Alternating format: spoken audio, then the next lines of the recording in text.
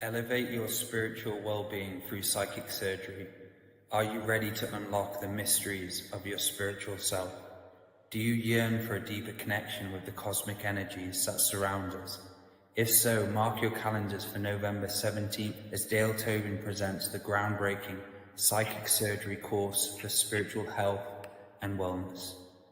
For those seeking to enhance their spiritual journey, this course offers a remarkable opportunity to delve into the depths of your inner being and discover newfound clarity and healing.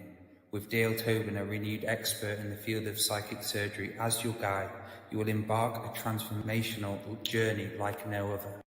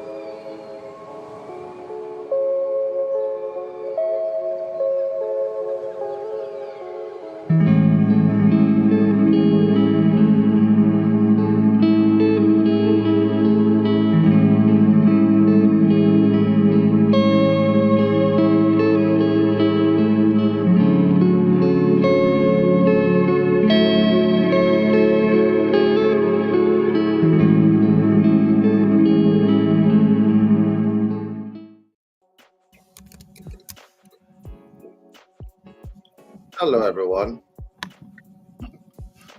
It's on mute. I was like, Are you on mute? Just a second. I was on mute.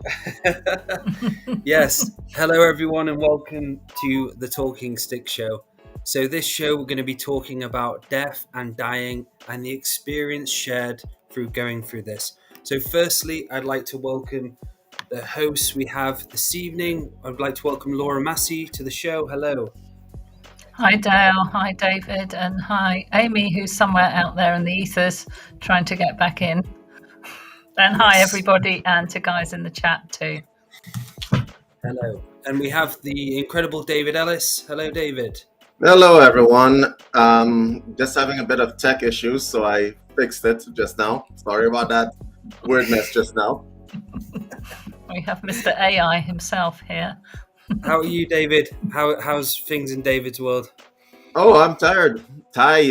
We have a webinar today, but I am going to make it the best webinar possible experience for people who are coming out. Beautiful. So let's go into today's show. Amy should be in any minute now. She's, like Laura said, got a few internet issues. So death and dying. Who wants to start with this? Laura? Hold on 1 minute. I'm just messaging Amy to get her back in. Did you ask who wants to start with death? We should finish with it. No? Okay. Honestly speaking, there's a lot of misconceptions about the death process. One of the things that I find very interesting is that there's this old saying, everybody wants to get to heaven, but nobody wants to die, right? So in our terms, everybody wants to get to the astral and higher planes, but nobody wants to die to get there. Here's the problem with that concept. If you really believed and knew that higher planes existed, then dying would not be a problem for you. You'd be like, let's hope the truck hits me today. Okay? Right? But a lot of people, there was an old professor that I had. He used to teach me a brand of metaphysics. And he said to me, the best thing that you could do for yourself is to try to die a little bit every day. Okay?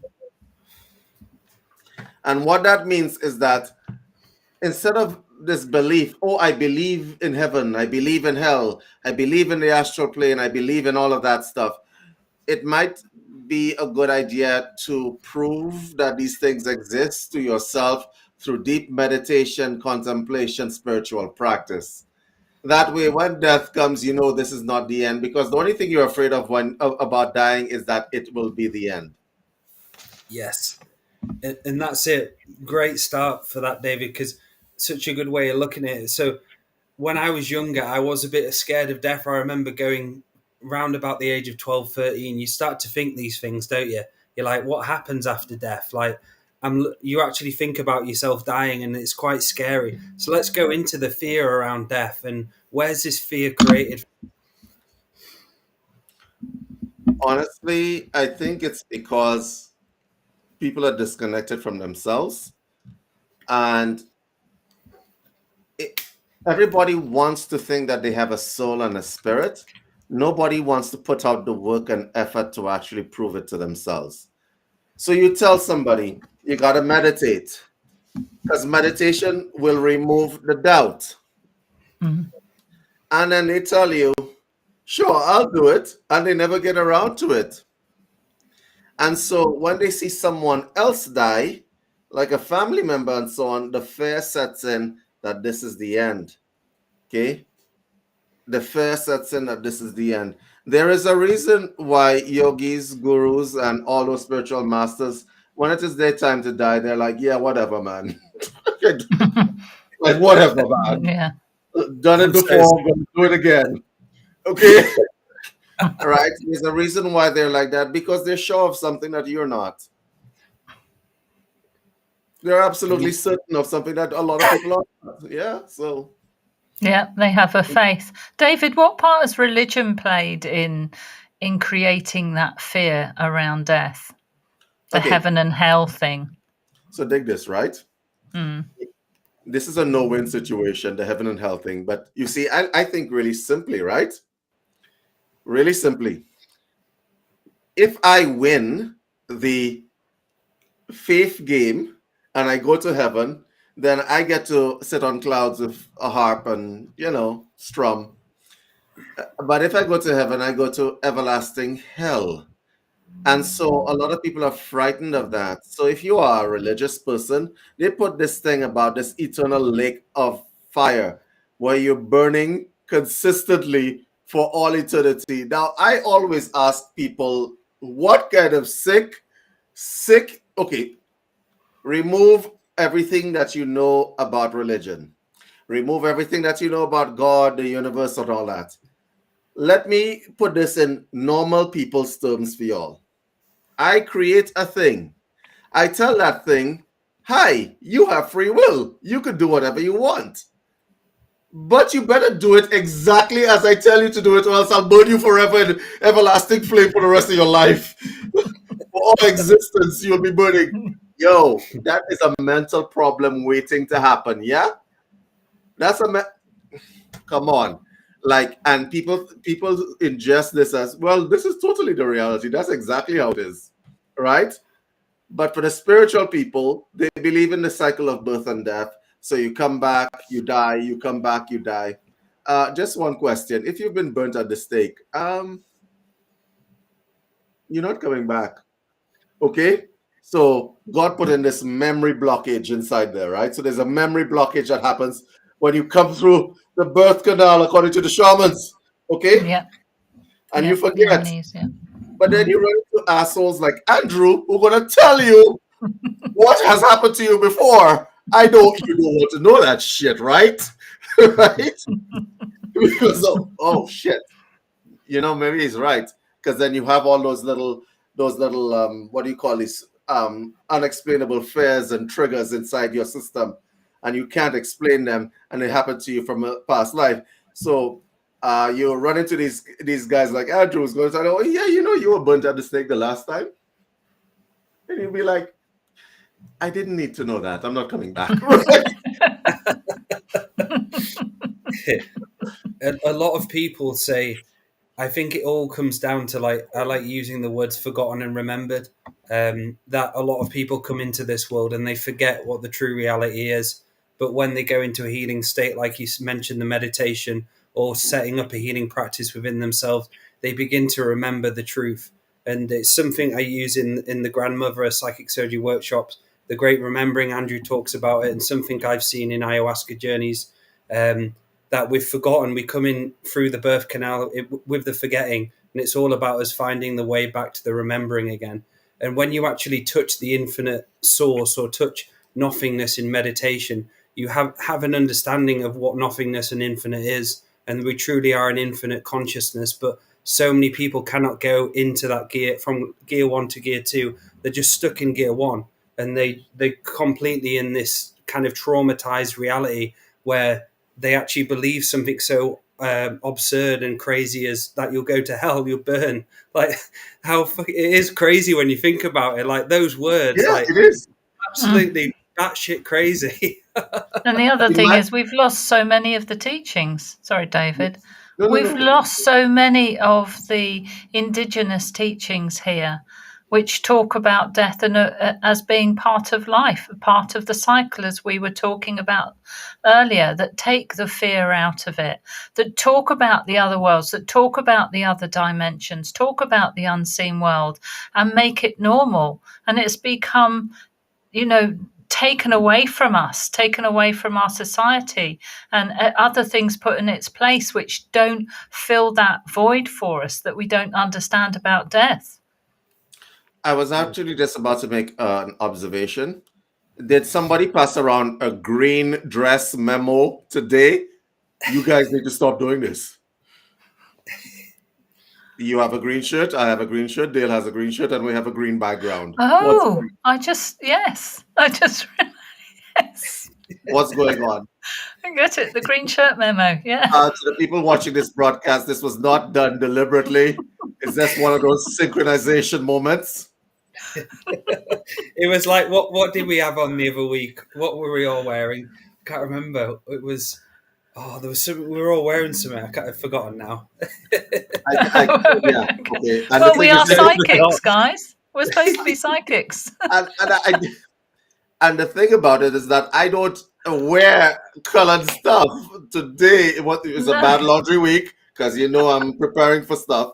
It's a bad laundry week, and I'm like, yeah, I'll just try on the green today, and everybody has on green. Okay. But you had no black left. Nothing black left in your wardrobe. No, nothing black left in the wardrobe. That's correct. Yeah. So Andrew's just commented saying he's going to wear the green t-shirt for the webinar. So you're going to be all green tonight as well. It's actually kind of funny. Because here's the thing. There's the other side of death where people are just dying to get into the astral plane, really, literally and figuratively. So there are a bunch of crazies in the world that will strap bombs to themselves to die an honorable death. I don't know what an honorable death is. Let me see. If you're dying for a good cause, that's an honorable death. But then what is a good cause? You get into all those weeds.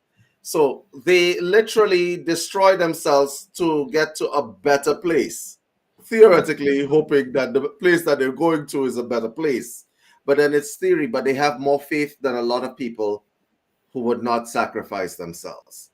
So you have to look at that side of it, right? Because somebody who is willing to strap bombs to their chest and detonate themselves, that person has more faith than you, right? Is it faith or zealotry?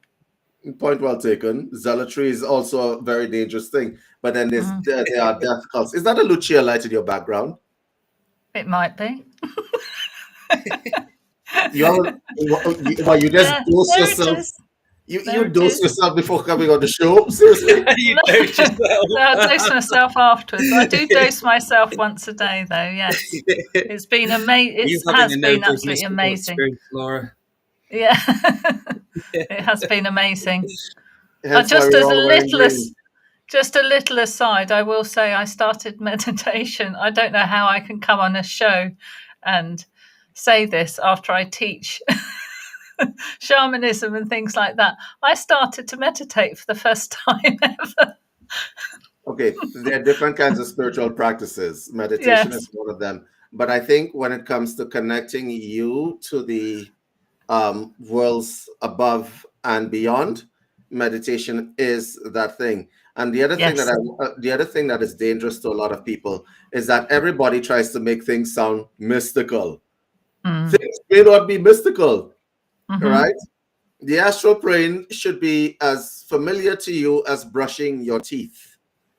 Nothing mystical about brushing your teeth. You don't think, oh, this is a very mystical experience. Oh my God, let me get back to the molars. You're not thinking those kinds of things. You're just thinking, I'm brushing my teeth. That should be a regular occurrence. So the thing about it is that people like to make things sound so mystical. It's in the music, it's all in the hype and stuff like that. Okay. The interaction between people on just a basic plane. When you say the word namaste to someone, the soul in me bends to the soul in you. Okay? Bows to the soul in you. Okay? It's a messed up thing because people don't look at each other as souls. So death is a big thing to them. They look at each other as flesh bags. Right? So when they run into each other in interaction and so on, especially in a man-woman relationship, oh, that's a really nice flesh bag you have walking around. It's so gross, right? That's a really nice flesh bag you have walking around, right? And the interaction come from the surface level. So most like even just like romantic relationships. Hi, I would like to use your flesh bag for a while. Oh, that came out so bad. But this is the interactions that we have. And so just from a normal human perspective, we don't interact as souls, right? We don't try to interact with each other as souls. And that's why death is such a horrible experience, because it's the end of the flesh bag. Okay? Yeah.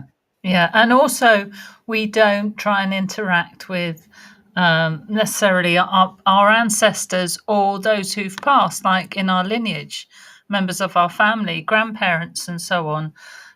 People can be quite put out if you say, well, I talk to my parents because they've passed. I talk to my grandparents. I talk to the grandmothers around the fire.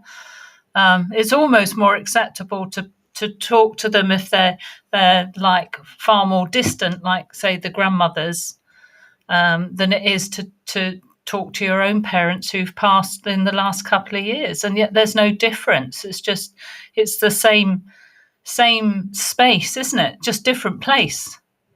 Yeah. I keep saying this. People generally they feel alone in the world. Can you imagine the person who wants to commit suicide? That person is alone. You want to know why that person is alone? That person has not understood that you're not alone. You have a whole bunch of people around you, all right, weeping as you stand at the edge of that bridge, telling you, stop, you have value, get off the bridge. Okay? And then there's the respect part as well. There's a lot of people that are lost in this world. They're lost, they do not know who they are. Today I might be David, tomorrow I might be something else, or whatever the case may be. They have no respect for their ancestors or where they came from. They have no grounding. And because you have no grounding, you will do anything, right? It's like you take a plant or a vine, it's like the vine, okay? It will try to crawl any which way to get to sunlight, right? Once you cut it off from source, okay? And so a lot of people look at this construct of the self, the internal self, the soul, or whatever else. They look at the death cycle, the birth and death, the cycle of birth and death, as I'm just alone. I was born alone. I'm going to die alone. If that is the case, there is no point in your existence. I am being very clear with you guys right now. For those of you in the chat, how many of y'all, I did this on another podcast some time ago. How many of y'all know what your name means? Do you know what your name means? Or do you name your children some arbitrary name coming from some television reality star that you saw on television? Do you understand how important that is? All of these things are linked to the soul, because it tells your descendant it tells your descendant that I know you. I name you. I name you for a reason. Okay? So if you're naming your children Brad Pitt or any of those things, it's cringy, right? Because the thing about it is that when you are ready to transition and become the ancestor yourself, because you lived your life in a surface manner, you didn't love as fully as you could. You didn't develop yourself as fully as you could. You have a bunch of DNA walking around the planet doing nothing, dormant as shit. Okay? You didn't try to actualize your potential. You didn't try to actualize your DNA because you did not do that stuff. Your death is going to be hard because you're dying a surface death. You're dying a fleshback death, which is why it is important to meditate, connect. I think that was the hardest part of when my father passed away. Just knowing that he felt so alone, and he couldn't speak to anybody. He didn't speak to anyone at all before he died. He didn't cry in front of anyone. And that's the hardest thing, isn't it? Seeing someone who's so alone that the spirit's there within them, but they choose to fully deny it this life until literally the last point when they do die and cross over to the blue road, that they actually understand what life's about. And it's interesting that, isn't it, that just some people are just completely asleep and will never ever, even till the day they die, until that moment happens, they will be constantly, no, I'm alone, I'm alone, I'm alone all the time. And that's probably the hardest thing, dealing with family like that, where you see they're so alone, they're depressed, they're all that no one can help them, and they're just in their own self all the time. It's one of the hardest things to deal with with family members. That, But they don't make the effort, though. They don't make the effort. Let's say yes, that your present day family are all shits, all of them. Okay, they don't support you. They don't approve of you. They don't.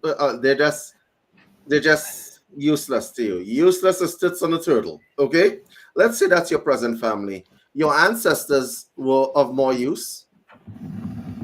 Okay, the ones that have passed over. Why do you not reach out to them and ask them for strength?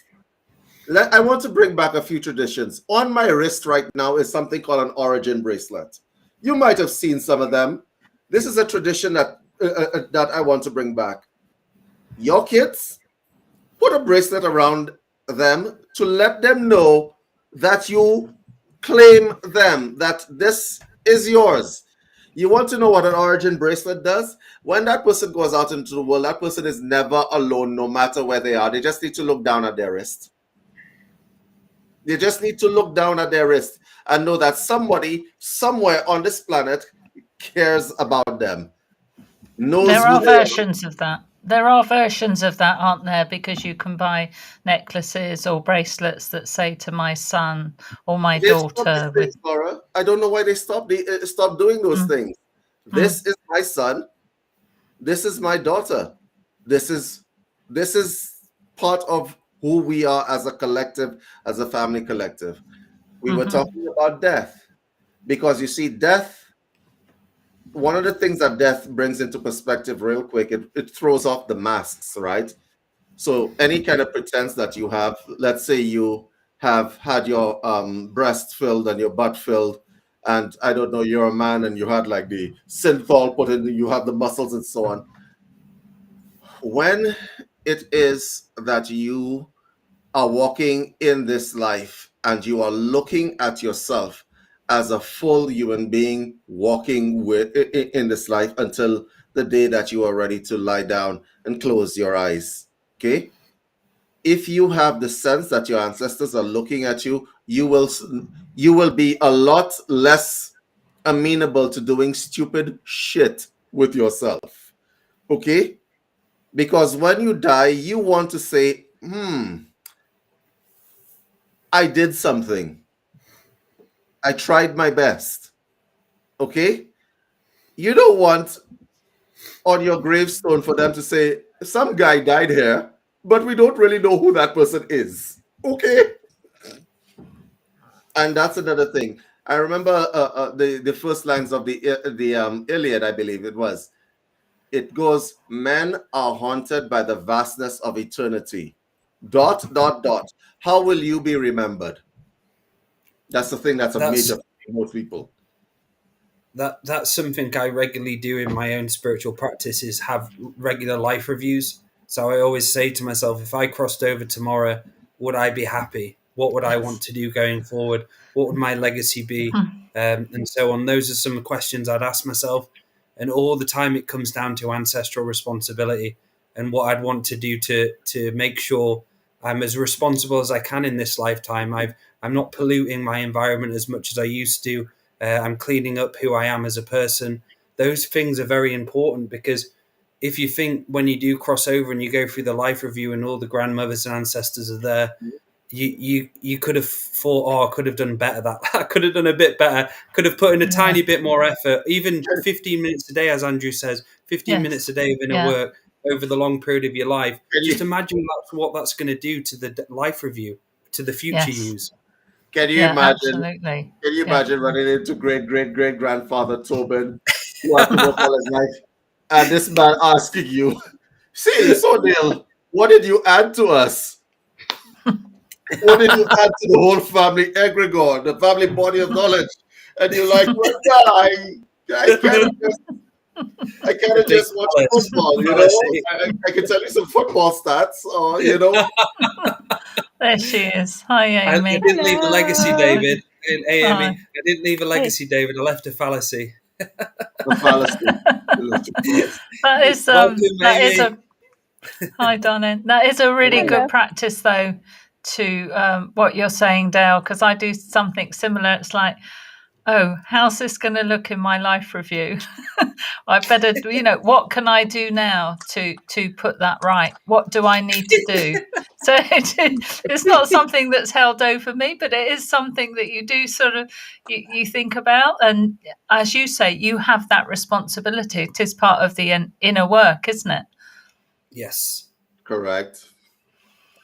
Can you imagine? How are you doing, Amy? Hey, good. Finally. Yes. Are you on your phone? Did your connection die? The irony. I don't know what happened. I have no idea what happened, guys. No idea. You saw me. I was like, Amy, can I make a suggestion? Try turning the phone to the side. Let's see it. What's going on? No, I can't. There you go. No. Oh, it's okay. Okay. Why? What's happening? Oh, what's happening? What do you see? Well, I'm plugged in. I'm plugged looking in. At your life review, Amy. You need to sort that camera. What do I need to do? Wait, what do I need to do? I think are you plugged in? Are you plugged in? Are you plugged into the source, Amy? Yes, I am plugged into the source. Okay, so your phone is plugged in, yes? Yeah, that's why I can't turn it. I can't turn it sideways. Because it's okay. The reason why I asked you to turn your phone to the side is because then you get landscape mode. But that's okay. You're good. You're good as you are. We can see you. We can see you. The only thing missing is the green shirts, because Oh my gosh! Yeah. I wore black because of death. Now, why is it black for death? Black Friday, death, yeah. Black Friday. No, but why is it? Where's that from? Yeah, why is it black? Because Does anybody know? people use it as a color of mourning. Because the thing is that death used to be associated with closing your eyes, and when you close your eyes, you see blackness, and then they bury you in the ground, and then whatever else, and then you die, right? But apparently Jesus didn't get the memo in religion, and he kept coming back, right? And let's talk about the concept of resurrection. So is a coma a little death?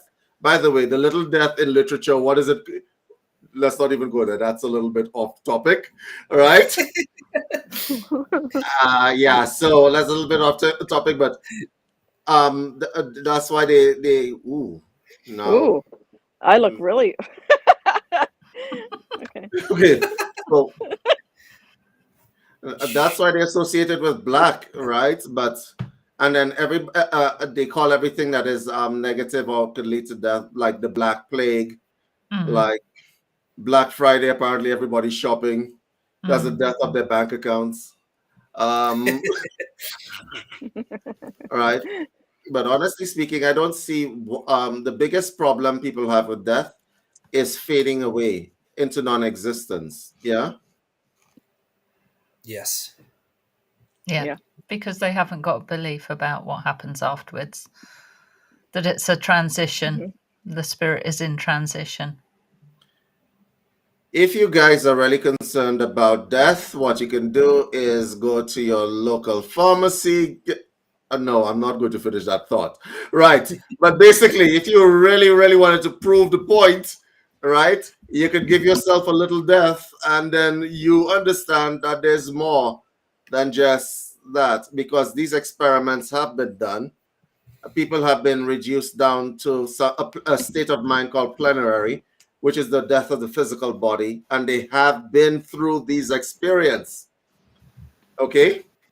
They have been through these experiences, and what it looks like is that the body shuts down because it is so relaxed, it shuts down, and then it goes through the normal processes, what we call the death processes. Okay? And they prove to themselves, oh crap, right? But the fear of death is actually necessary. And I'll tell you why that is.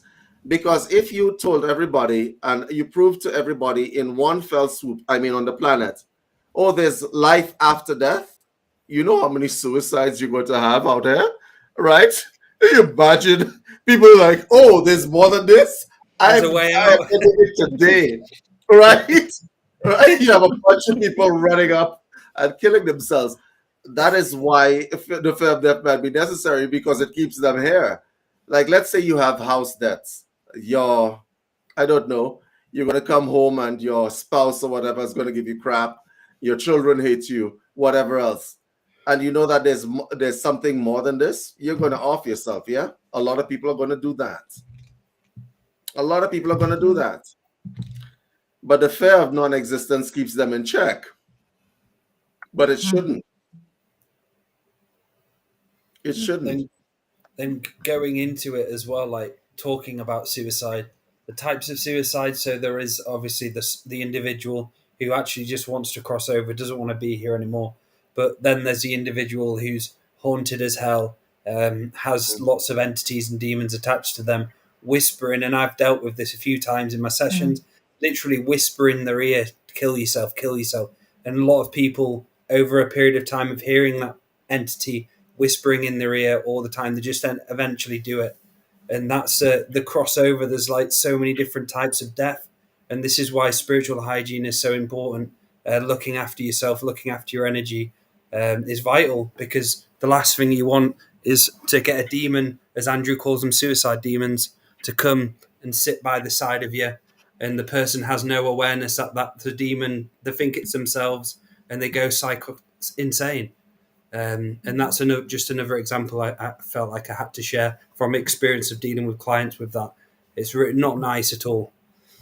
No. So I have to tell you about this death experiment that was conducted by it was an unethical experiment, but it was an experiment nonetheless. This doctor, insane as he was, you guys can check this up on the net. He did he wanted to prove the existence of a soul, right? He wanted to prove that the soul had mass. So you know what he did? He got people that were about to die, and he weighed them on a very sensitive scale until they had passed. You see just the come difference? Here, position yourself. Position yourself. You guys go research it on the internet now. Go Google that stuff. Yeah, I did. Is it 10 grams? Is it 10 grams? Does he say 10 grams or 11 grams? Yeah. Yes. And he put it down to the soul weighs about 10 grams. Okay? Because that's the difference in weight from the human body, which is inhabited by a soul, and when it finally dies. Now, that might be speculative science, or it may not be, but if he repeated the study and he found that it is consistent around that thing, then it proves one thing, that the soul has mass. So let's talk about the difference between the soul and the spirit, because a lot of people use those words interchangeably. Yeah. And they use those words interchangeably. Is the soul the spirit? And if it isn't, what is the difference? Because in French, in the language French, there's a difference. These are two distinct words, right? Yes. What are your thoughts on it before I continue? Well, that I actually had an experience, David, talking about this, which I believe my grandma was there to teach me this experience. I've had dream visitations from her as well, and when she was the first person I saw who died, I remember being in the waiting room, and they said, we're going to take her off the life support now, so she'll basically pass any minute. And I remember them coming in and saying she's passed away, and I went to see her.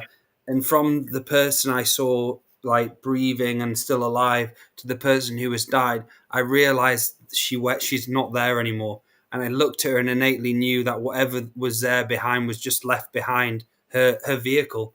And there was no essence at all. The body, you can just tell straight away there's no soul essence there, life force. It's just like you say, David, a meat suit or a you know what I mean, like a bag you wear. So that for me was a huge teacher for me, because I saw the difference between spirit and the body.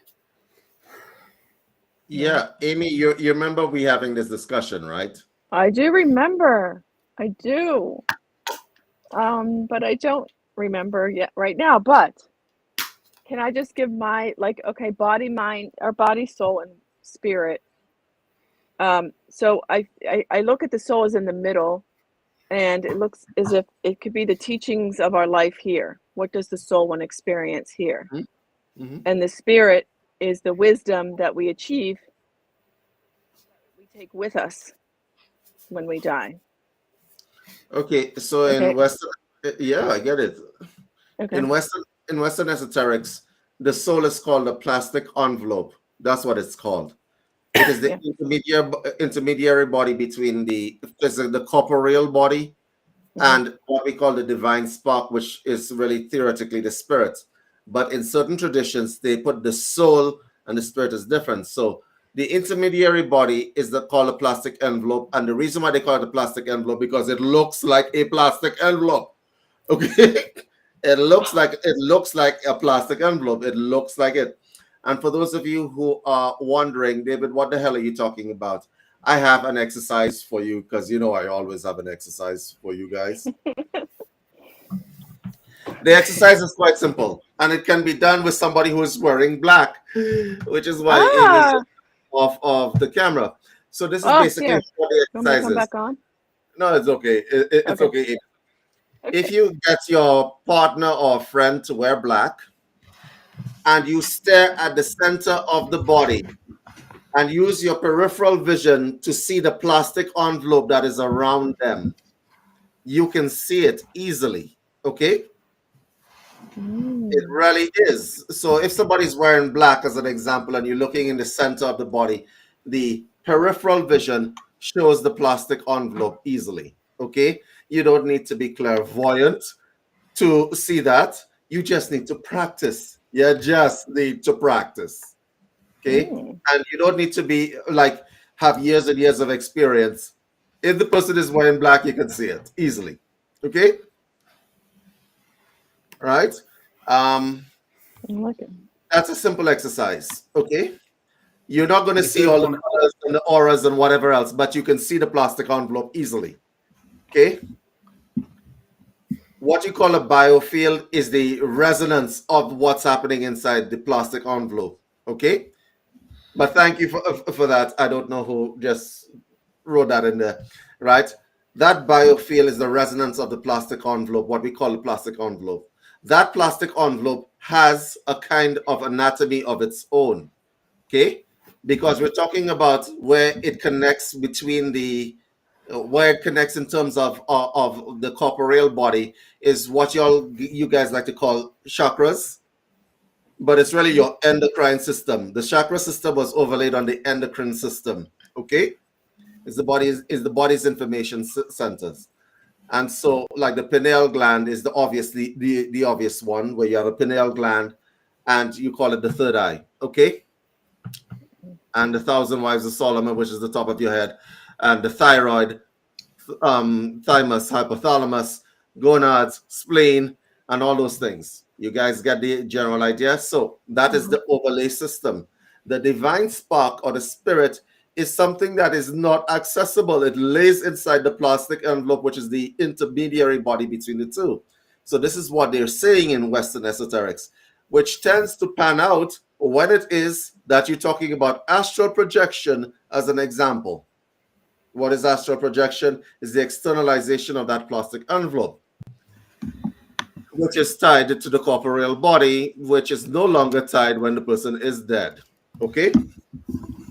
So let's assume for a moment, and I want you guys to go check out an experiment that was done. I believe it was in Berkeley years ago, one of these universities that had the paranormal research facilities. This thing was attacking this lady. Okay? And when I say attacking, I mean rape.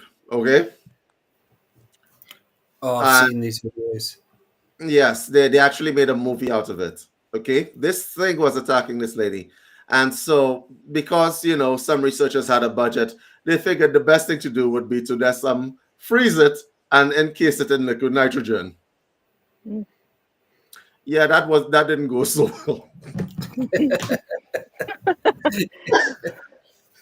Because obviously, if it's attacking her and you could see the indentations and the bruise marks and stuff like that on her body, right? And she's not stigmata. Stigmata is, for those of you who don't know, when you have intense faith and you manifest the bruises from Christ. She's not stigmata. So how can we determine? Obviously, whatever's attacking her has mass. Okay? Meaning that it's tangible. If it's tangible, then it could be frozen. That was the theory. Okay? Well, they did try to do that. That didn't end so well for them or anything else. Anyway, the ladies continued to be attacked by this thing way after the fact. But it does the thing about it. And I wonder how this world is. You know that these things exist. There's documented research, but you never can find it on the internet. But I'm telling you, go look for it. You'll find it. Okay. David, are you talking about the loads of videos like on TikTok of people getting astrally raped in the sleep? No, there was an experiment in Berkeley that was done specifically for those things. Okay. For this particular case. And it was documented and it didn't end well. It didn't. Okay. They made a movie out. They just ended up pissing this thing off a little bit more. But the point of the matter is that there is a world beyond this world, whether you believe it or not. And if you really were sincere in your belief or you were sincere in your faith, you would hunt down the astral world with a fine-tooth comb. You will do whatever it took to get up there to free yourself from the anxiety associated with death. So it would be great. So in about 15 minutes, guys, we're going to open up to callers to come in and ask some questions. Sure. I think for the last part of talking about death, so what do you think towards the end of life, what does it do and what does death teach us from experience? And say someone crossing over who's close to you, what are some of the teachings what come out of that? Laura, do you want to start? Well, from my own experience, being with somebody when they've crossed over is a very privileged thing to be able to do. And it's a very responsible thing as well. And I think they call them soul midwives. I've not been trained in that. I only know how I can naturally do it. And that is to be very present and to make the space as sacred as possible and as beautiful as possible. Because I think many people who are dying do need assistance to the other side.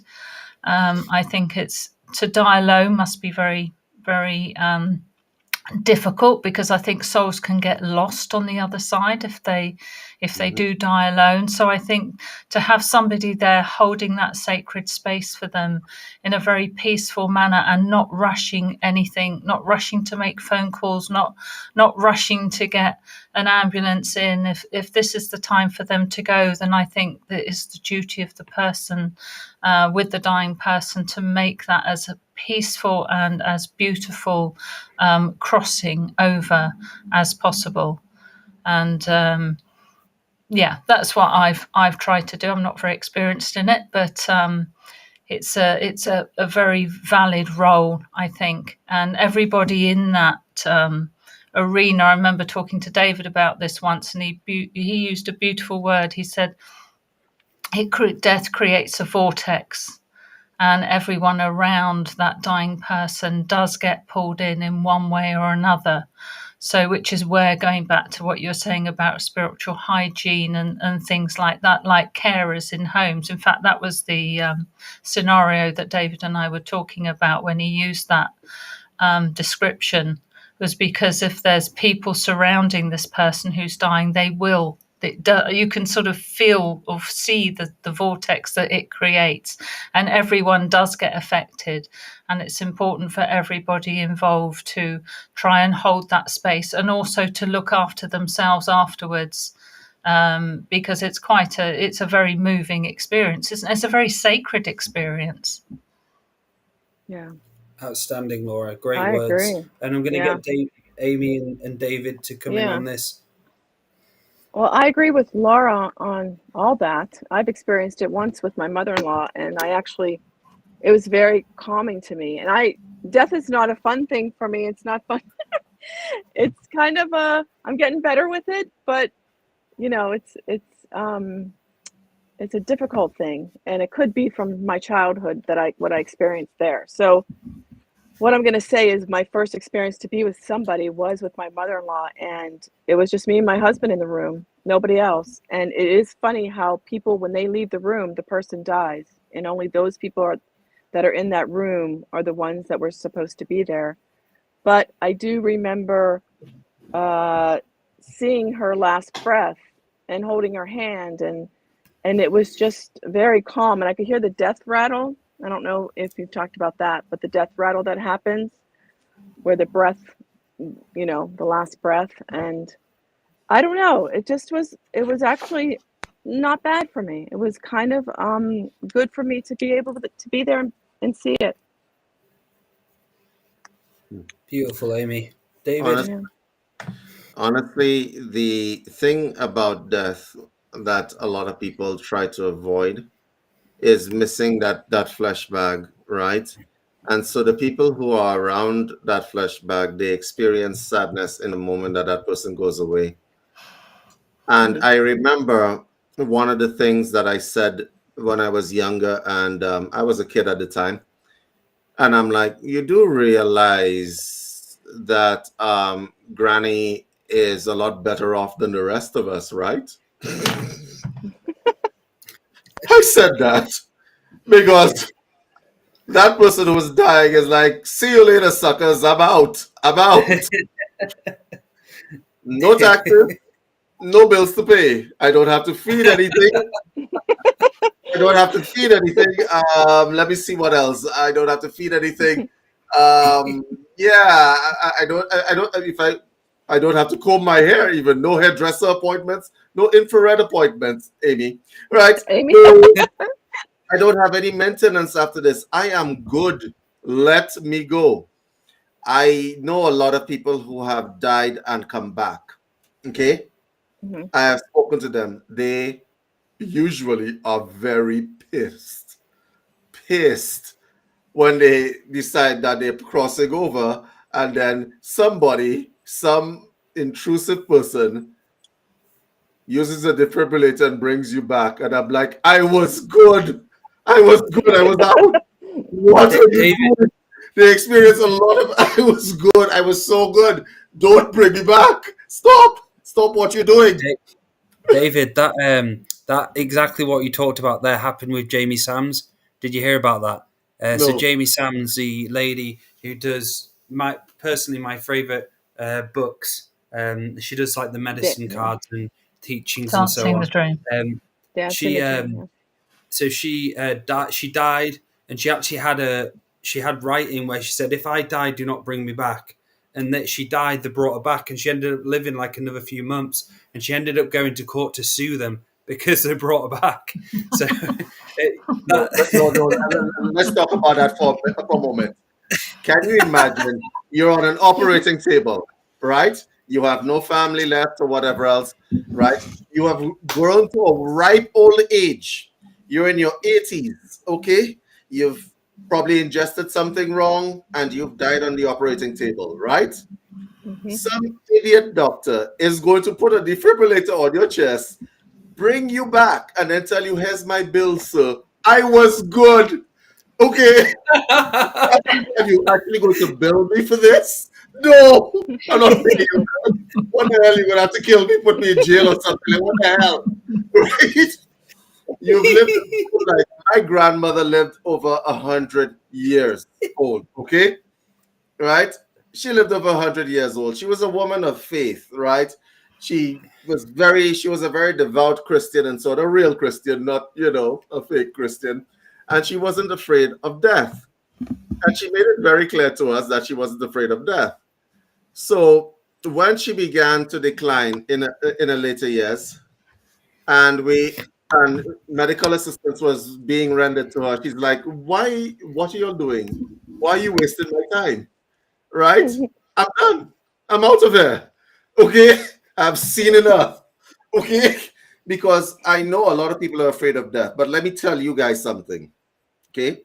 When you get to 80, 90, and all your friends are dead, everybody that you know has gone, passed away, right? And you are the last man standing in a world that you cannot recognize because you're thinking iPhones are complicated. In the next 20 years, iPhones are going to be the easiest thing in the world, and you have not mastered the iPhone. And so you're not going to master whatever new technology that's there. All your friends are dead. All of them are dead. You are the only one left here. You are extremely alone in that sense. So I just want to say to you guys, you may not like the concept of death right now. Give it a few years. It'll grow on you. You're going to want out of the system. My grandmother looked at her sons, my uncles, and said, "Why are you wasting my time? I am done. I'm out of there." All right. Something in our contract kept her going, though, didn't it? Yes, it was a grandchildren. It was us. It was us. Guys, before somebody asked me before the show if we were talking about this. She can't listen till later. And she asked what we thought about assisted dying, euthanasia. I have mixed feelings about that. I think if it is done properly with a death doula on hand, and the person is in complete agony and it's not going to get any better, there are allowances for that. I think if your favorite reality show was not renewed for another season and you've decided that there is no point in living, then probably not. Yeah. Okay? Yeah. All right.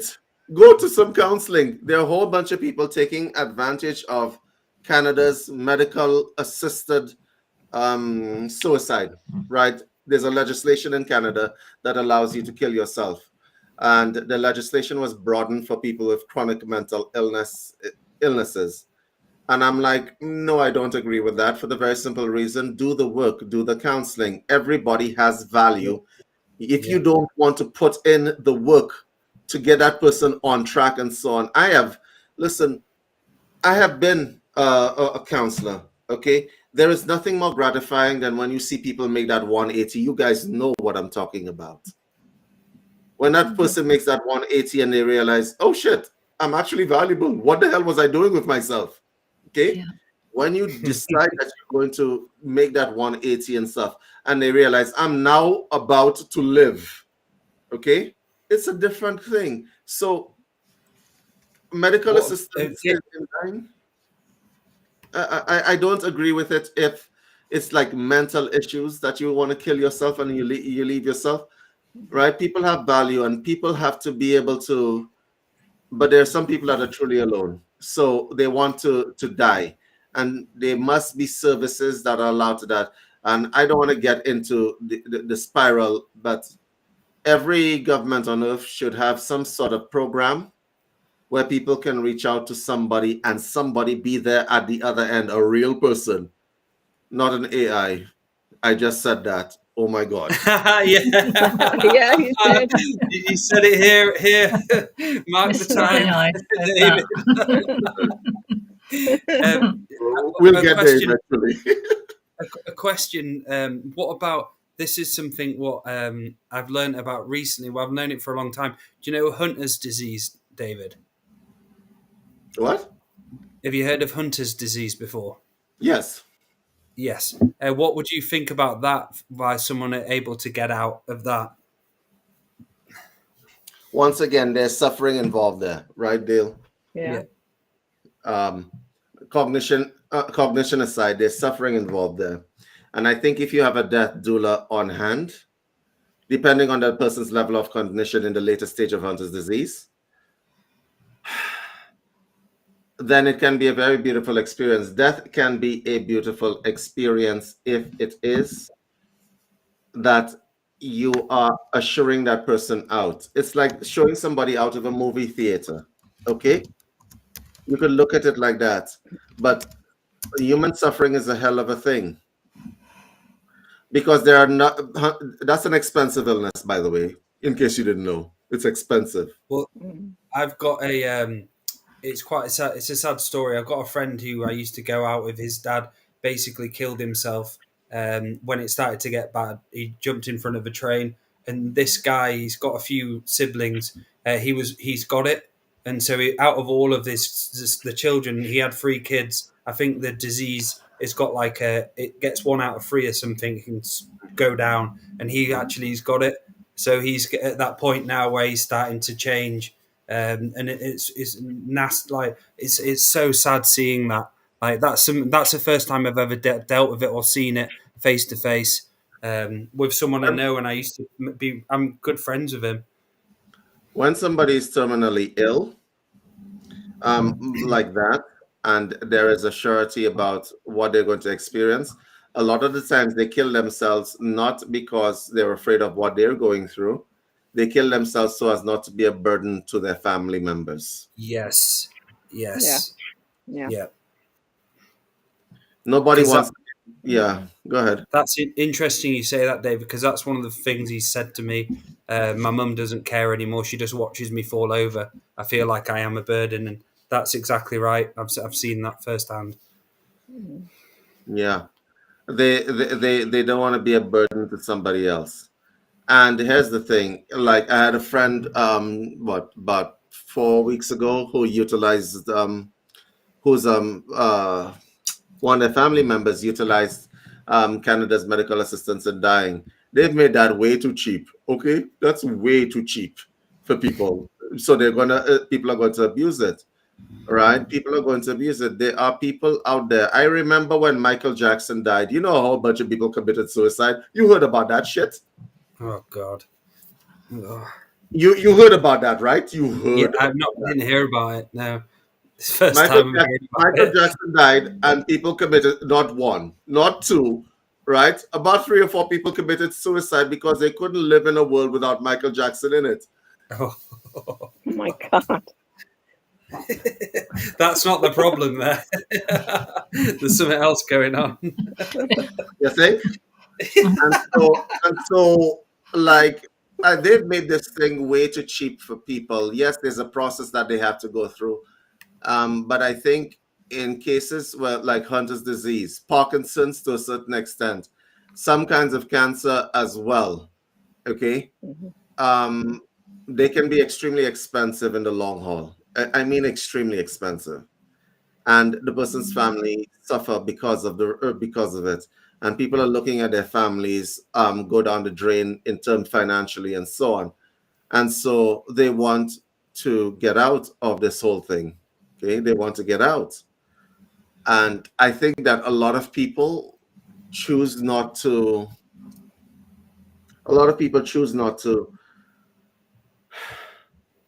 continue the pain to their relatives. Yeah. And it is a sad thing. I mean, like, what would you do in that situation? That is a hard thing to do, especially if you're in pain.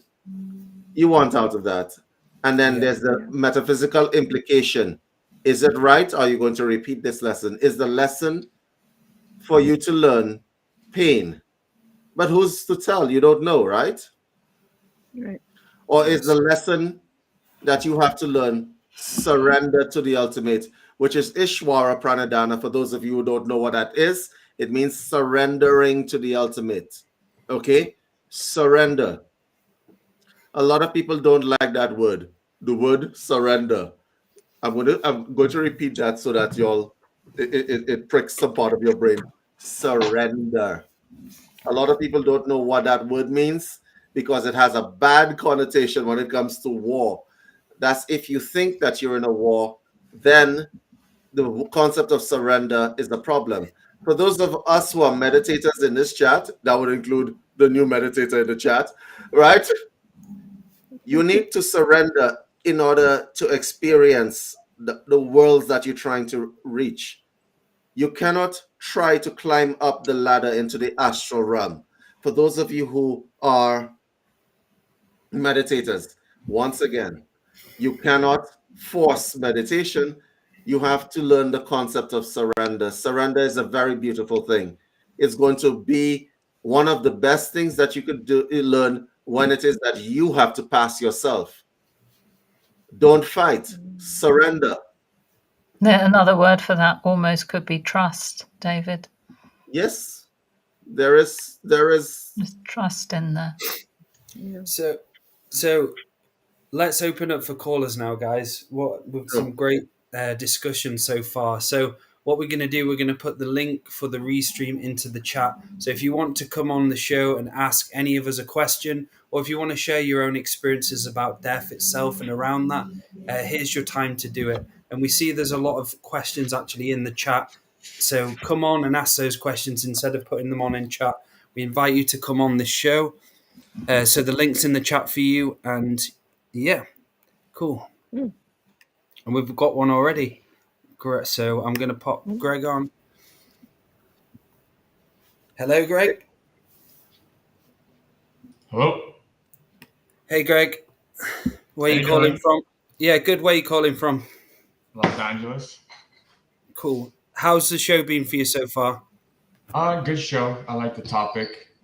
I had a question because you guys were talking about the infinite, and I remember being I put the question in chat earlier, but I remember being 5 years old, and I started contemplating. Okay, well, if after you die you go to heaven, right? Assuming you're going to heaven, and then even the infinite nature of that as a 5-year-old scared me. Right? It was just because I didn't have the best childhood, so I thought, oh, I'm gonna have to be myself for infinity. This is gonna be miserable. Like there has to be some sort of end. There has to be some sort of relaxation or something. So for a long time, that was a massive point of suffering for me. And I think that I think that energy is still a part of me. If I really sit down and try to focus on it, it's still there. I just wanted to know what you guys thought about that and any thoughts, really.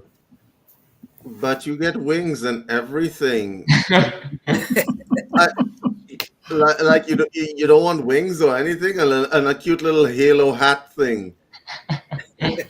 Yeah, I mean, obviously I don't believe in that anymore, but I do. But reality is obviously infinite in nature, right? So there is truth to it, and you do have to make peace with that. And I just don't know if I have. Well, here's the thing. Greg. Obviously, go ahead, Amy. Oh, I'm sorry, I'm delayed. But what was the question? I missed it. I'm sorry.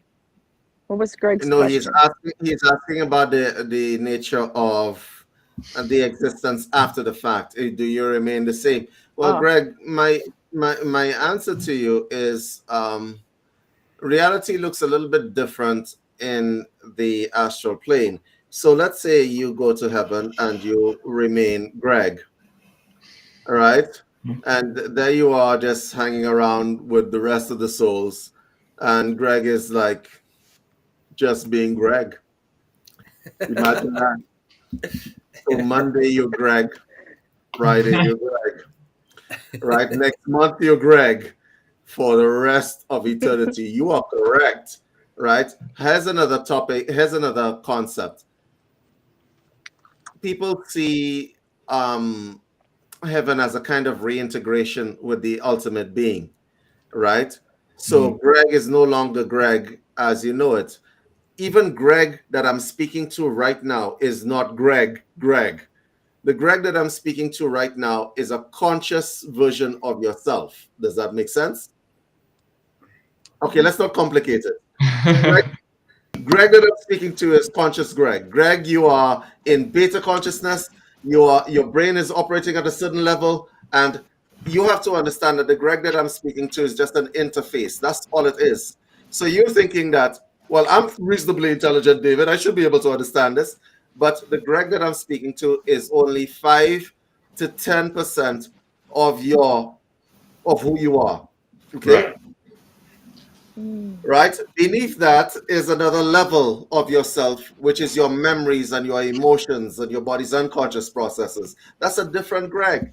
Because the Greg that I'm speaking to, if I say 1 + 1, you're going to tell me 2, right? But if I tell your subconscious 1 + 1, it's going to tell me possibilities, flight, the orbs, everything else. Beneath that level of Greg, there's another level of Greg, which we call a superconscious. That level of Greg is the same as David, is the same as Dale, is the same as Laura. This is why I tell people, and I suggest, Greg, that you pick up meditation, because you become very familiar with the fact that Greg is just an interface. It's just like, it's like Windows. It keeps crashing. Yeah. I use a Mac. I know what you're talking about. I do meditate. I used to do it a lot more than I do now, but I think a part of what it is yes, you're picking up on the right thing. It's like it's the personality you got to let go of, and my assumption is if you let go of that egoic identity, then that pain is not attached. It's like you remove the resistance to like this infinite reality, right? I use that word again, surrender to the ultimate. Right. I like that. Ishwara Pranadhana, one of the major niyamas that you have to learn. And I'll tell you why surrendering to the ultimate is important, because when you let go of Greg, you know what happens next? Gregness happens. Gregness. And you have probably, and I've spoken to, I'm hearing in your voice that you would have already experienced something along the lines of Gregness. Because if you've meditated for any point in time, you would have experienced Gregness. You would have expanded, at least partially. Yeah. But if you hold on to that expansion for a long period of time, so that, you know, Greg doesn't interfere, because Greg is a real problem. You know what I mean, Greg?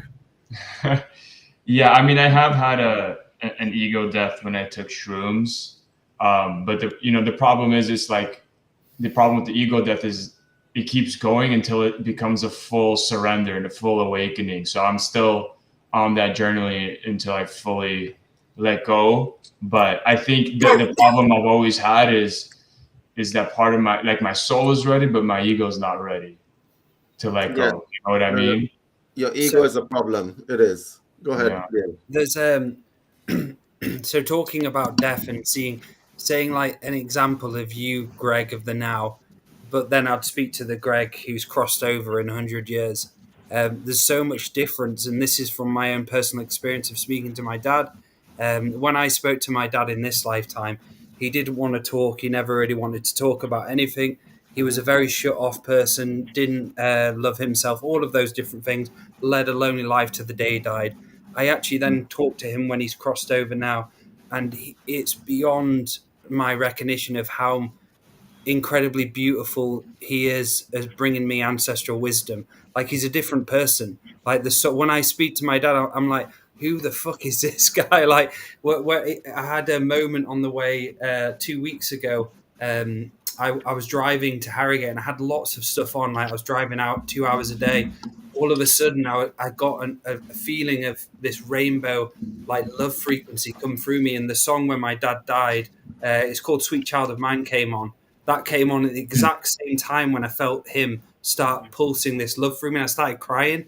And all of a sudden, he started saying, there's so much ancestral wisdom to be learned through all the experiences you're going through now. It's about seeing the ancestral wisdom for what it is. And I'm like, Dad, there's so many different. So us all here now, compared to, like David said, that person you can be, there's so much difference of correlation and experience. But when we cross over, we become the infinite soul. We're only able to get parts of ourselves in the body.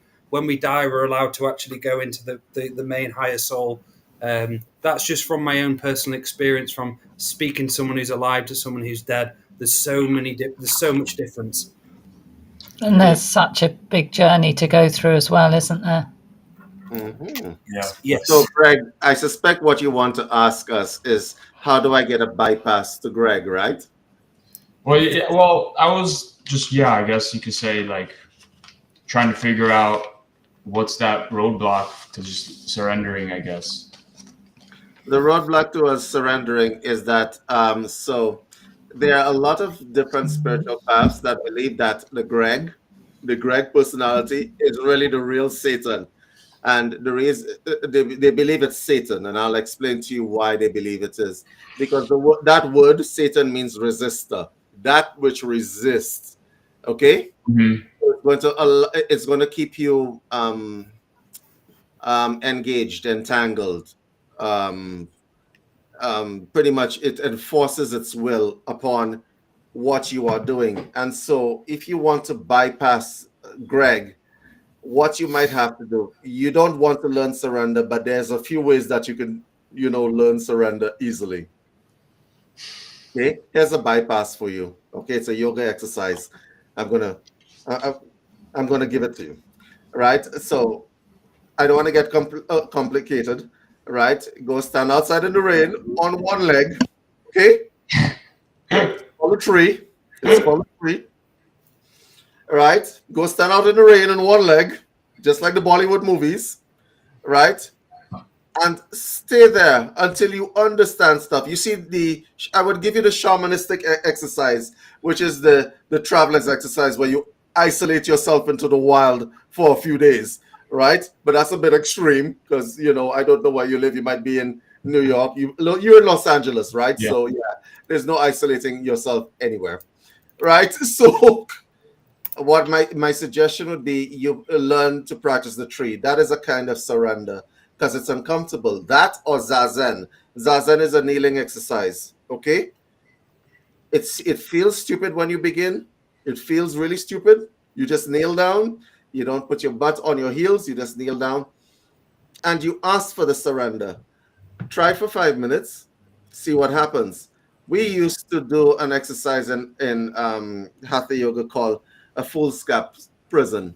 It's a piece of foolscap paper that you stand on and you pretend like you're surrounded by walls of air until such time as you accept where you are. And the walls of air don't seem like a prison. You feel like you have a lot of space. That foolscap prison expands. These are expansion exercises. You need to expand past Greg because Greg's function is to keep you in the here and now. Locked here and now, right? That's what the function of Greg is. The function of Gregness is to keep you expanded, right? And the natural state, your natural state is one of expansion, not one of what you're doing right now. So somewhere along the line, Greg, and I'm going to ask you some very surgical questions right now. You ready for them? All right. Somewhere along the line, you prioritize the here and now as opposed to your expanded awareness. What the hell happened? Tell us. Good question, because I wanted to go into that anyways. So that's like you're asking for context, right? So I was actually, at one point in time, I was suffering immensely, and I just decided to put my foot down and teach myself to meditate and heal. And I got to a point where I could meditate and heal for 24 hours a day. I was waking up in the middle of the night with epiphanies, and I did that for a while until I realized there's 2 points of suffering in my mind, which is 2 points of hurt. I healed one of them, but I wasn't able to heal the other. And I actually got really good at psychic soul surgery. I got good at shifting my perspective to the non-physical. And what happened was I got to a point where my mind was fully in my body and I could feel my heart. And on the side of my heart, there was this crater. The crater is where the entity I have, this entity issue I have earlier on that it got in. And I only really, like, I guess you could say recently realized that it's the entity, or at least it's my best guess. But it was there, and then I was in a fully connected state, my mind with my body. I healed the resonant frequency that Andrew talks about in his contract revocations all the time, with that separates the mind from the heart. I was there. I was relaxed. It took a lot of effort meditating while being attacked by the entity. It was challenging, but it was very rewarding. And I actually think it's, in hindsight, one of the best parts of my life, because it was pretty exciting despite the challenges. But what happened after that is, slowly, after a few days, I kind of healed everything that I could perceive. Does that make sense? So any problem that I had, I kind of healed that was at the layer I was consciously aware of. Yes. Or do you want me to keep? Can I suggest something? Yeah. Okay. So you're going to pretend that I'm the entity that's going to that's attacking you, correct? Yeah.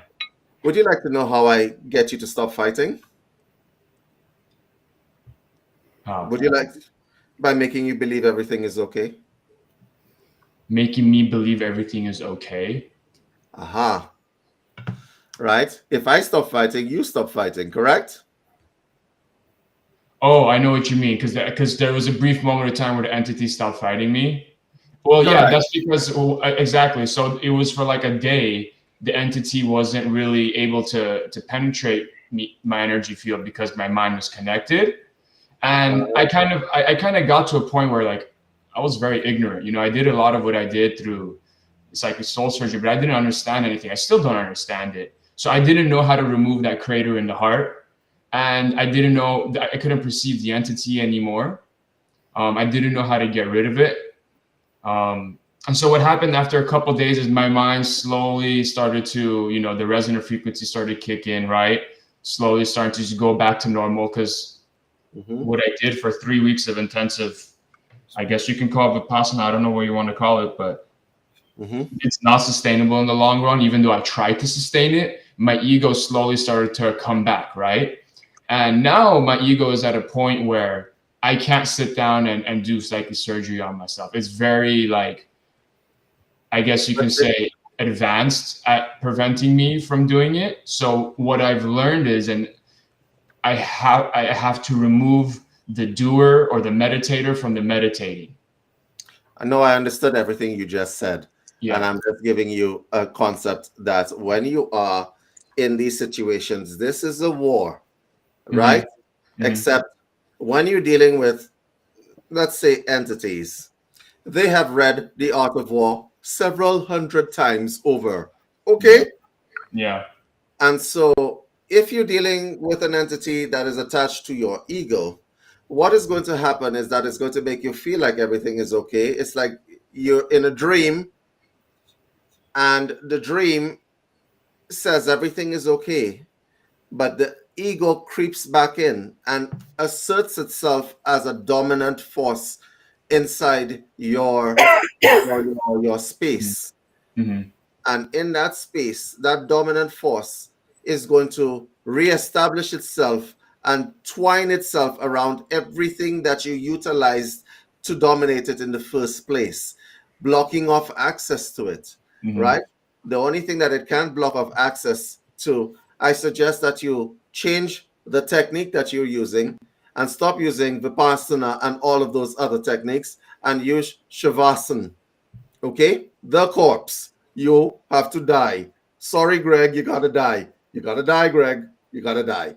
I know what you're talking about by dying, like allowing your mind to go through the death process. Correct. You gotta die. Die. I mean, I tried to go through that earlier on. So let me backtrack. Everything I told you started more or less in 2019, but up until that point, after I had the ego death, which was in like 2012, for all that time, my Kundalini was on and the healing process was more or less automatic. I had like my heart was burning. I had visions, like tremendous, I had high energy experiences.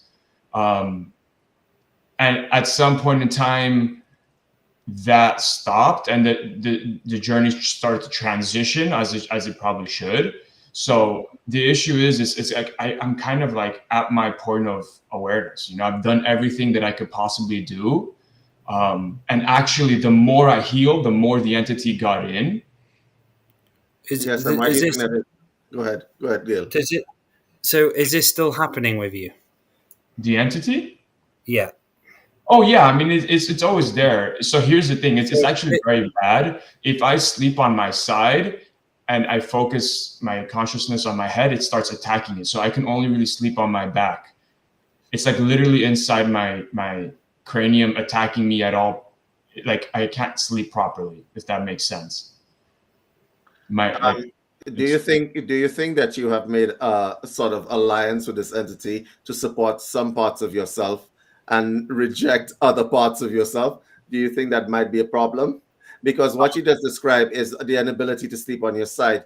For those of you who are in the chat who don't know what we're talking about some very deep yoga concepts. So sleeping on your right side will restrict your stomach, as an example. Sleeping on your left side opens it up. So, no, I mean, like mechanically, it does that, right? Right. And so I think that what is happening is that you have had that entity for a while. Let's call it an entity. You have an alliance with it, and it supports certain aspects of yourself, and it's very hard to let go because you would like to let it go, but it also supports part of yourself. You have to figure out what the parts are. Correct. So go ahead, Dale. So as I'm reading it, it's an ancestral entity. It's connected to your ancestral lineage, and it's going to require you, not someone to remove it for you. But you're going to have to start bringing joy into your journey. Your journey doesn't have any joy and heart behind it. It's just got full, I'd say, too much seriousness, like you say, too much ego. You're going to have to start igniting that funness about yourself, that laughter, that joy, that experience. That's going to be something you're going to have to vitally put within you. And there are ways you can actually innovate yourself out of this, allowing this ancestral being to stop fucking with you. But it's up to you. You can get as many psychic surgeons to come in and remove it, but eventually this thing will come back. But you're contracted this life to break it yourself. And this is something I come across a lot of people where it's separate from a demon, but it's an ancestral being who has a lot of fucking power over you, a lot of power. And it's how you can change that power around, start claiming sovereignty. And you like the hard task, don't you? This is going to be a hard task, but you're going to have to bring fun into it now. Laughter, laugh at its face. And do you have many times of laughter and joy in the experience of spirituality? So, by the way, we have had a session before. I don't know if you remember. Yeah, I think I can't remember. If you tell me more, I'll come back. Whenabouts was it? I don't know, maybe 6 months ago or something. But you told me to make more beer and stuff, and yes. So I have done that. I've done everything. So there was a specific point where I experienced joy during that intense healing experience in my heart, and it just kind of it attacked me, and it attacked the joy directly. So it was just very unsustainable, especially at that point in time when, I'm ignorant, first-time healer, right? I'm not psychically developed like you guys. I don't understand that stuff. For me, it's all just intuitive and willpower, to be honest. Sorry, did you just say that psychically developed as us? Obviously, if you're doing those level of things, you are psychically developed. Let's not put ourselves down here. Well, okay. So here's my question: how do I bring, as you said, bring joy into it? Because I feel like I've tried everything. Right now, I'm mainly just focused on my job. That's all I'm really doing. Yes, David. how do you bring joy into it? You think my life is joy? You want to know the joy I get when I come on these shows and everybody's wearing green? That's joy. Okay. So may I make a suggestion? And I'm going to put a plug in here for the UCM community. Join the UCM community where there's a whole bunch of people with the same kind of issues and stuff like that, where you can actually laugh, play one of my games, bring joy into what you're doing. But if you're doing it in an isolation and you're not used to it, it's not going to happen. It's not going to happen. Okay? Because I'm suspecting that the lesson that you have to learn, once again, is a kind of surrender. But the thing about it is that the entity that you are taking favors from that entity, and the entity is taking favors from you. Right. So thank you for backtracking on that. I do have a part of myself that I guess you can say, and I noticed it from a very young age, probably also 5. It doesn't want me to have what I want, and I think I'm genuinely terrified of getting what I want. What was your relationship like with your mother as you grew up? So I've forgiven her for a lot of stuff. She did her best, but she was ignorant. Like first 4 or 5 years arguing with my father, and then they got a divorce. Like always arguing. My mind separated from my heart when I was probably 4, which is when I started remembering everything at the age of 4. Okay, sorry, I was just looking at that chat. What were you saying, Dale? Oh, I've lost my train of focus. Sorry about that, Greg. So your mum's, like, I'd say as I'm reading you, there's the main things this being has power over you is mother wounds. I think that's like the main thing you're going to have to search into, because that's the way it can really get into you, because there's a huge, I'd say, hole in you at the moment. And as I'm speaking to your grandmothers, that's all they're showing me, how the best way for you to resolve this of your own self is clearing those mother wounds and going into them, those aspects of when you were young and so on. All of that shit is inner work. And as Andrew says, this is why the inner work journey is important.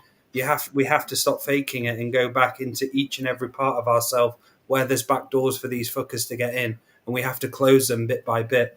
And forgiveness. Go ahead, David. Guys, I gotta go, so I'm gonna ask Greg just a couple of questions. Greg, what is it that you truly want? I mean, at the top, I want enlightenment. I want to fully surrender, and I want to continue to just grow and contribute the most that I can to humanity. Okay, what is it that you want in life completely? What would make you the most happy?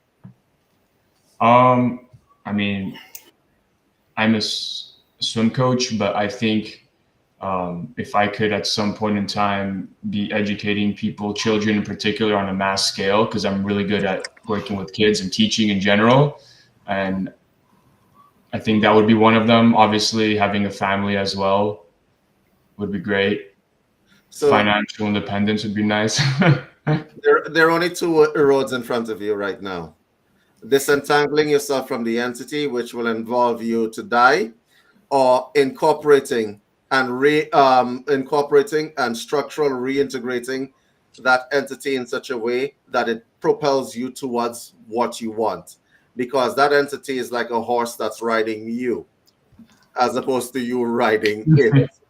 Yeah. Does that make any sense? So, yeah, no, it does. So if you are psychic enough for an entity to attack you, entities don't usually attack bricks. They don't. There's not a lot of fun, right? Yeah. If you are psychic enough to be that aware about that you have an external personality doing stuff to you, then my suggestion would be that you use that thing, gain control, right? If you're going to have ego attached to it, if you're deriving benefit from that thing, then use that thing or get rid of that thing. You have 2 roads in front of you, only 2. Does that make sense? Yeah, I'd rather get rid of it. Really? Yeah. Well, it's cost me. I value my time and my rate of growth immensely. It's cost me that, and that's like the worst thing you could do to me, in my opinion. So I would want to excommunicate that ancestor from my lineage and just completely remove it to the furthest ability that I can. Okay. Well, And can I you? just say Go ahead. something here that I think from everything you've said, Greg, what you need more than anything is sovereignty. You want your own sovereignty.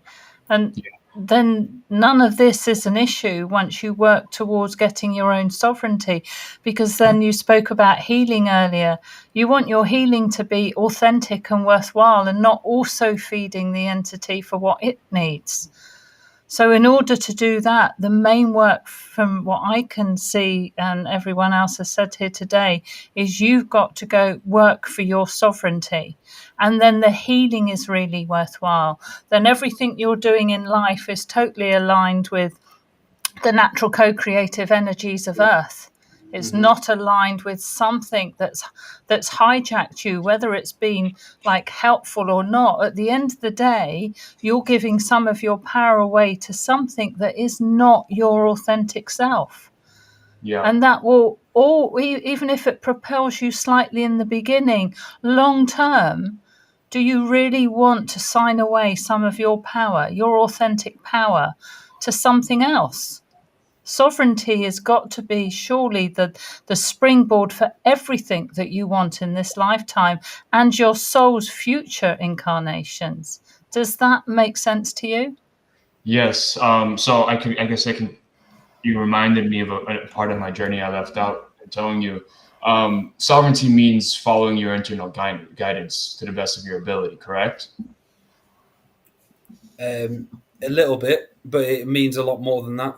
It means sovereign means being free, being yourself, not bound to anybody, not contracted to anybody. You're allowed to do what you want. True freedom, basically. Like you've denied negativity, you've denied ancestral karma. Sovereignty means a lot, doesn't it, Laura? If you want to add more to that. Sovereignty, it means you're in charge of you. Yes. Really? Yeah, that's what I mean. Your authentic self, because if you're not sovereign of you, you can't be your authentic self, because other things are having this input and influence over you. So getting, as Andrew says so beautifully, getting to be the driver behind the wheel of your heart. And that's the other thing, not forgetting the mind-heart connection in all of this. And that's where you're driving your sovereignty from. There's no hierarchical order in this. You are the apex of your own hierarchical order, nobody else's. And that's where the sovereignty is. It's nothing to do with anybody else's journey at all. And that's the beauty of it. Because you are driving your own DNA skin suit or flesh bag, as I think David described it earlier. Yeah, guys, I got to jump off this broadcast because I got to prepare for the webinar that's coming. For those of you who are going to be in the webinar, I will see you guys there. We're not going to talk about death in the webinar. Talk about death.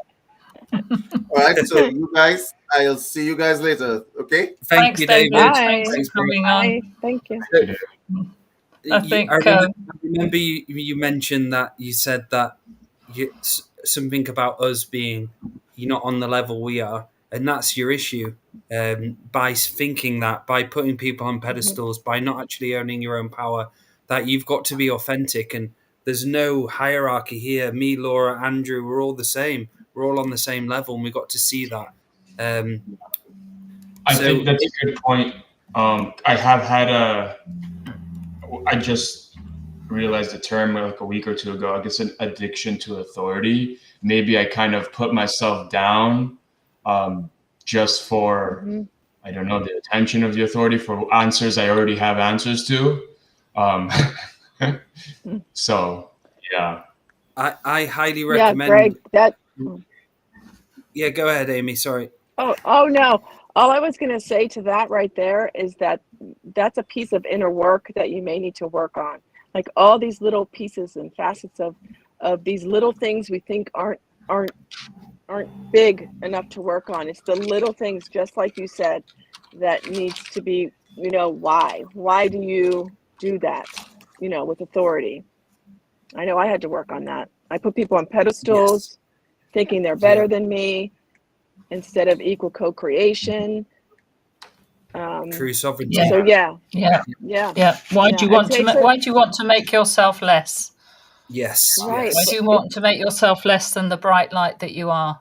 And the entity is also making you less than the bright light that you are. Yeah. And something Yeah. that came to me with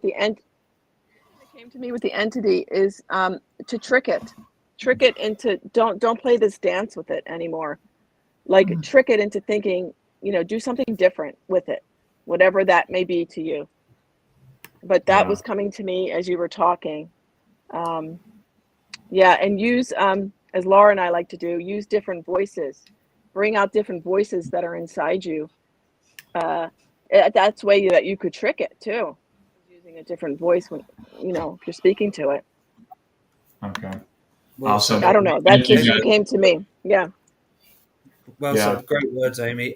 Greg, also as well, I highly recommend to join the psychic surgery workshop, the psychic surgery training I'm doing. If you're wanting to learn sovereignty and on your path towards that, the path to self-mastery and learning the skills of healing yourself, basically, that's something I highly recommend for you, brother. Yeah. Okay. Awesome. Thank you, guys. I appreciate it. This Thank was you. very helpful. Cheers, brother. Thank you, Great to Greg. hear your voice, Bye. man. Yeah, Bye-bye. thanks, Greg. Thanks for coming Thank on. you. So we're gonna get on now. Rolling Earth. So how many have we got left? We've got 2 left. So we'll go through these 2. Brilliant. Hello. Hi, Hi there. Where are you calling from? Myrtle Beach, South Carolina. Oh, cool. How are you Coast of the finding the United show States. so far? Pretty good. I had a recent experience with the shaman's death, so I was kind of interested to see what other people's experience was. Okay, was your everybody experience? experiences shaman's death slightly differently. So describe your shaman's death. Well, I apparently can't do it in a small amount. I went to Peru to do a medicine journey and caught COVID. So I spent 5 days basically in a coma while I was at the shaman's property and had some really decent journeying done during those 5 days.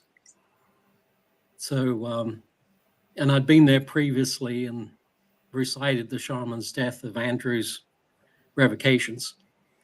And, just this whole thing came to fruition of being able to have this so-called, death, shaman's death. Very, very peaceful.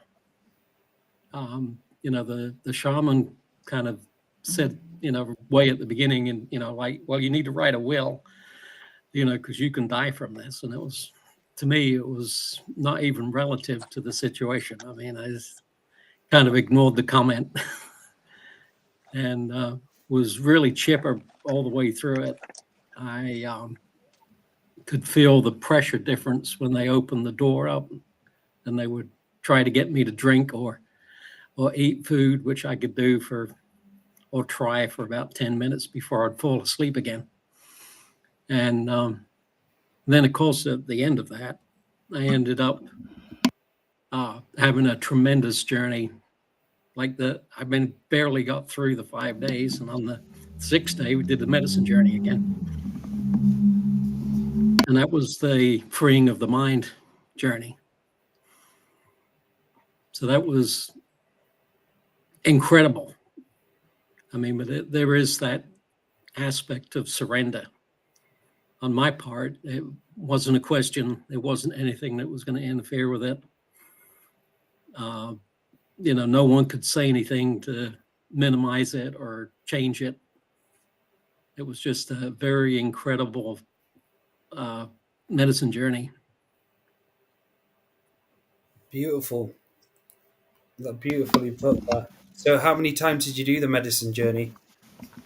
I started off with 3 ayahuascas, then did 6 San Pedros, and had a kind of unique experience where I had to go back and do 3 ayahuascas again. Just, like one of these Akashic record moments where basically I woke up one morning and beam of light opened it up got my message that I was going back to Peru. So I did 3 more ayahuascas, of which 2 of them was with the black ayahuasca.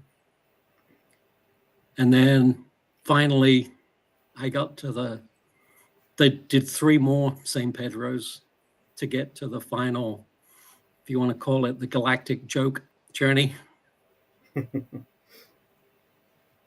And what did it teach you about death? That's an interesting aspect to it. I mean, obviously there wasn't a whole bunch of fear going in. So my experience was more of how it manifested in terms of time. It just changed my reality of, love, time. Apply that to any equation, any problem, any whatever, and the thing will resolve itself. It's just if I, use the concept of no time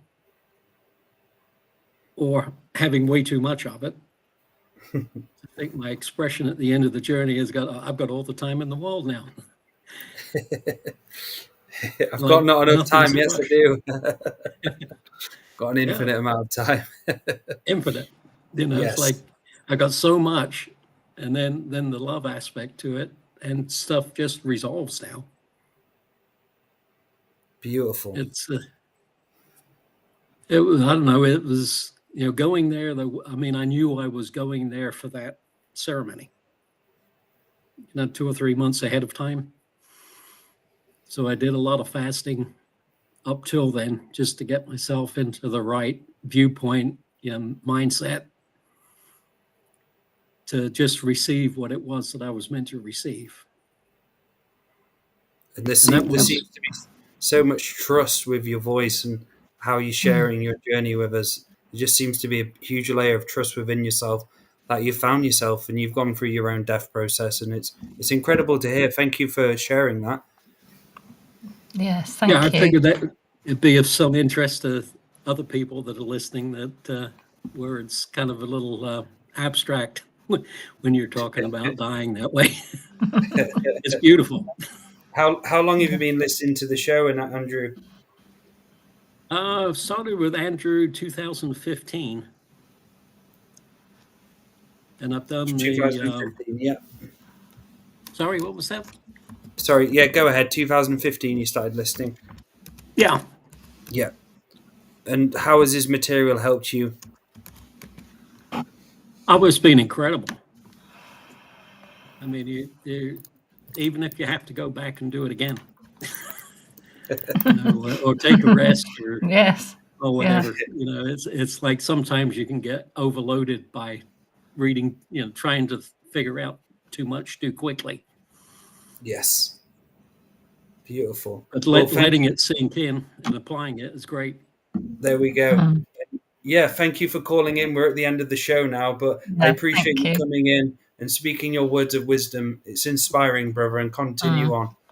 Good way to finish. Yes. Thank you. On those good words. Thank you very much. Yeah. So, guys, what a fun show that was, Laura. It was. We've all got a webinar coming up, guys. The link's in the chat there. It's the authorship webinar with David and Andrew, which is really worth attending. And it's straight on after this, I think, in about 10 minutes, isn't it? Or they're opening up the room soon. Yeah. So, yeah, thank you, everyone. Thank you, Laura, and all the guests who have come on. Also, as well, if you do want to join, it's next week, the 17th and 18th, for the Psychic Surgery Journey. I'm also offering a free 30-minute session with the sign up on to the Psychic Surgery itself. So, yeah, thank you so much. And if you want to come on, learn how to heal the soul, learn to bring the soul back together piece by piece, learn soul surgery, it'll be an absolute honor to have you on. Brilliant. I've done that course and it's tremendous. Laura, how can people get a hold of you for sessions? Yeah, if you'd like to come and sit round the ancestral fire with me, I'm an ancestral medium. So I'm at Laura2 with the number 2, Laura2feathers@gmail.com. We have a website, twofeathersmedicine.com, and also, Dale, do we have our link for our combined therapies? We should do somewhere. Yeah, we haven't put it up. Okay. So we've got the website up and running. There's been an issue with the URL, but it is available on Facebook, on Laura's, on Andrew's page. If you go onto one of the Facebook groups, you can have a look at the link, and the combined therapy link is there. We'll be in York in January for 2 weeks. Yeah. Andrew will be there as well as David Ellis and Laura. So yeah, it'd be incredible to have you on, guys. Yeah, there's a couple of slots left. So yes, that's where you can contact me. So thanks very much, guys. Everybody who came in the chat, fabulous. Thank you so much. Sorry we didn't get around to getting everybody on, but there we go. We'll always do another one. Yes, beautiful. And if you want a psychic surgery with myself, visit daletobin.com. Good night and God bless.